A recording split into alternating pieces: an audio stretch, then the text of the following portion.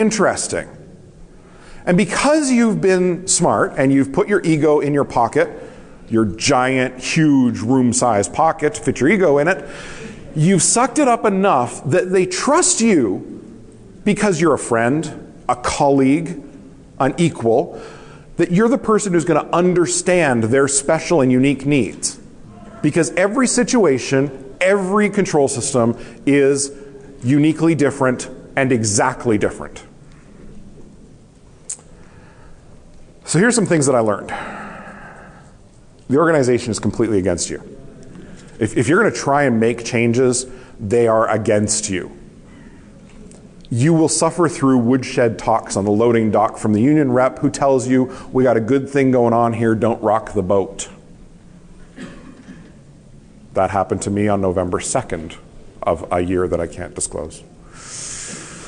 But we're all in InfoSec, we're a bunch of rock stars, right? Anybody in here an InfoSec rock star? Woo! No hands. Oh, 2, 3, oh, awesome. The vast majority of the people that I know that work in the control system space would be perfectly happy with good old 8-bit computers that knew their place in the world. It is not insane to suggest that modern computers are no longer predictable in their actions. No one completely understands Windows. Not even at Microsoft. Grokking the entirety of some of these complex systems. I mean, when you install an operating system and there's 100,000 files, do you think there's any one person who knows what's in all of them? Is there anyone at Canonical Command Central who can explain to me where to find the file to make my Ubuntu machine not purple?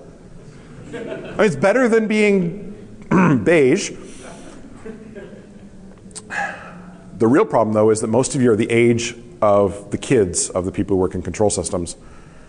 And seriously, Dad doesn't like being told what to do by kid. You've got to hack your way through this problem. Human systems are the same as computer systems. They're just systems. And if you like peeling apart technological systems to comprehend them, you should be peeling apart human systems to comprehend them.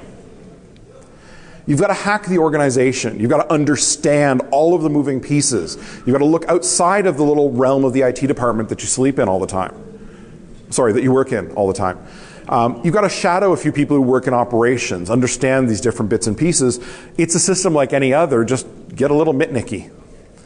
The doors start to open as soon as you've got a little humility and you've got a little bit of an ability to say to somebody, I don't understand what it is that you do. I don't understand how what you do fits with what I do. I need to understand those things so that I can do a better job of helping you. This is the exact antithesis of the religious schools on IT security that teach you how to say no. It's time to make that change because you can learn anything fast. You're an InfoSec rock star. If you don't know it today, you'll know it tomorrow in its entirety. You won't stop at simple.wikipedia.org. You can make them change. You can make them come to see altruism as a way to get forward. You can keep the lights on and you can hold the zombies at bay.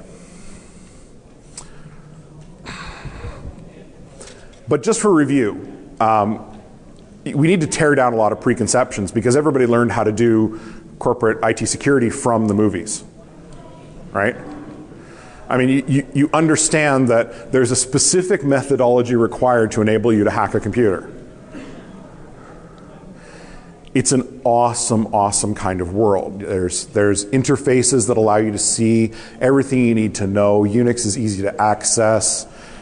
You're fixated on how the protocol works, the user interface thing. And you know what? These user interfaces are hard to understand. I mean, the media would have it as if this is the way that it is. Because there's all kinds of different user interfaces, different ways to access the data that you're using during work. Because you're reviewing log files right now. And most of the time, you're just doing the same old, same old. In fact, you're the part of the problem because you let this happen. You're focused on Modbus TCP and comprehending what each of those frames do.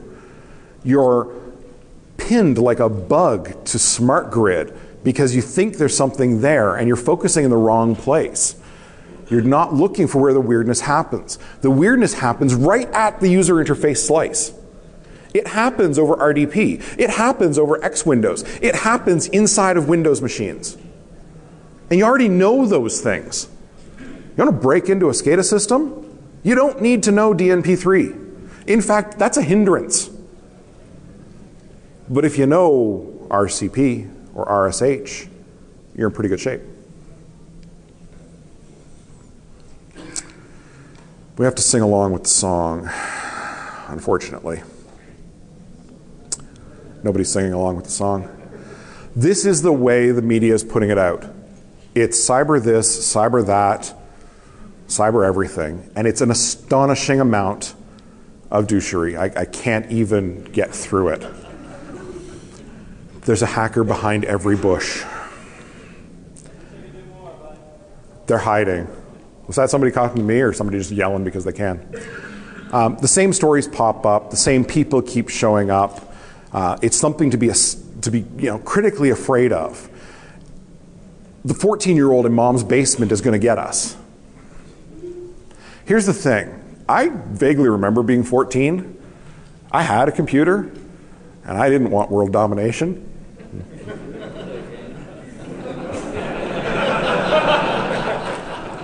I had a hormone problem I had to deal with first.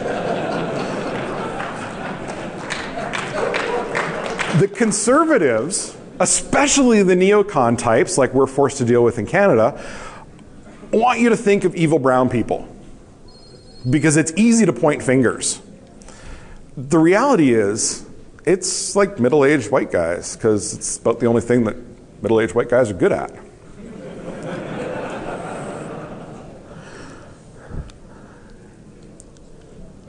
The world is generating these elite cadres of soldiers. There's a story in the news from a few months ago. Booz Allen Hamilton was handed the contract to build the new Air Force Cyber War Control Center. Only $14.4 million in taxpayer money to build a cyber war bunker. Which sounds an awful lot like my basement, actually.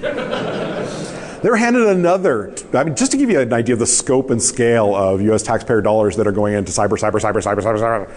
They were handed another $20 million to, and I got to quote this because it's so perfect, foster collaboration amongst telecommunications researchers, University of Maryland faculty members, and other academic institutions to improve secure networking and telecommunications and boost information assurance.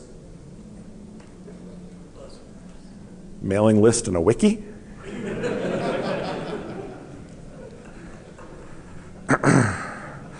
We're all deadly apt-afraid of this one, aren't we?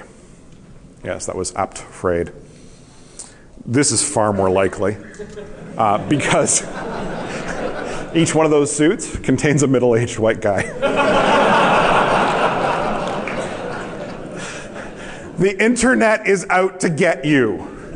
You can pound a cardboard tube through someone's heart. All right.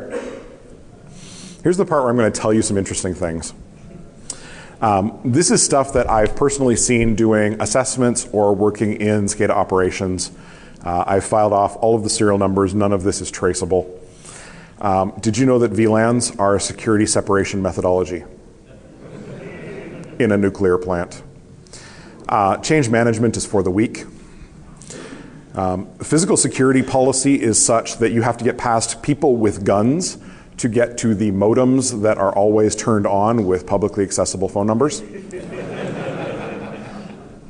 There's no security agreement with the vendor. They have a VPN into your systems and a complete running copy of everything you've got. They can access it at any time. Vendor default accounts and passwords are not meant to be changed.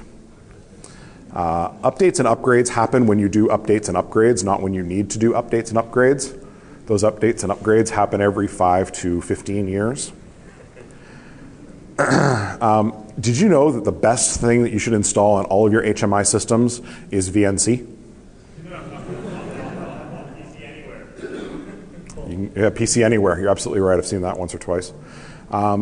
Shared networks are the best. Because it makes it possible for you to get to the internet from your HMI workstation to check the ESPN.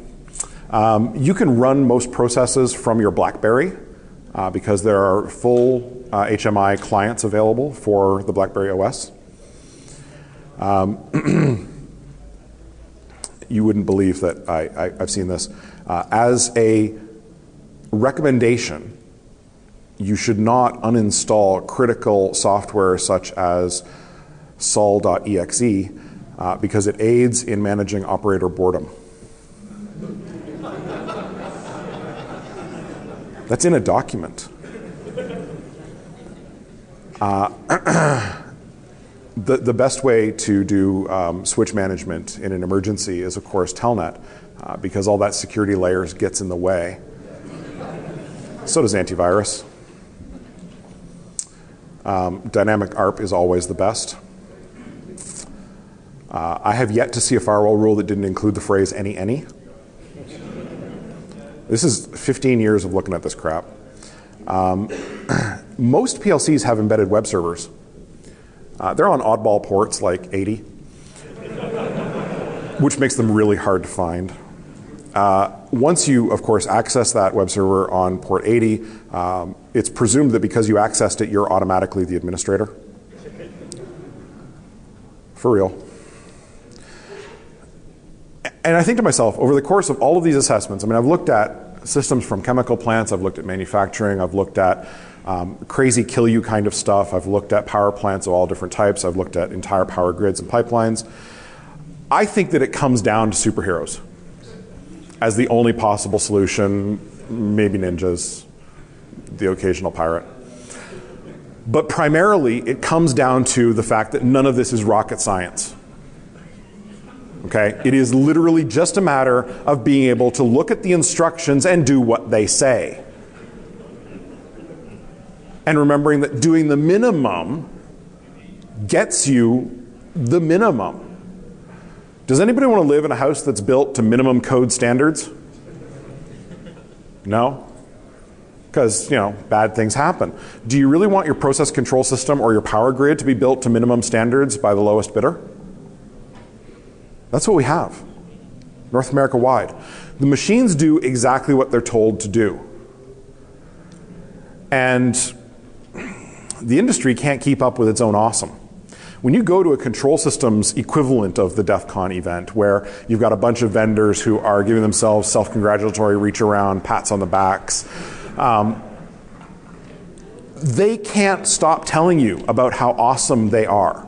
I had a vendor try to convince me, I'm not going to name them because it would embarrass me, try to convince me that the best thing that I could possibly do to provide a separation, an air gap between two networks was to install a browser. This is 1992 phoning. They can't fix the basic stuff. Why should we trust them?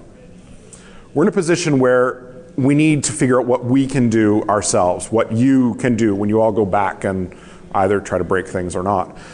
You need to become an infovore. I cannot possibly stress this enough. If it's written down, read it. If it's available on video, watch it. If it's available in a podcast, listen to it. Devour the information.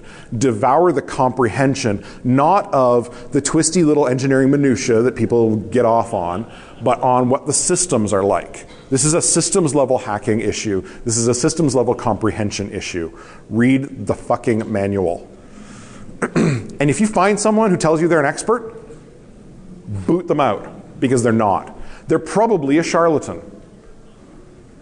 Everybody is aware of the fact that if you think you suck at something, if you think you are the worst, you're probably not too bad. But if you think you're an expert, you probably suck hard. The finance industry, for example.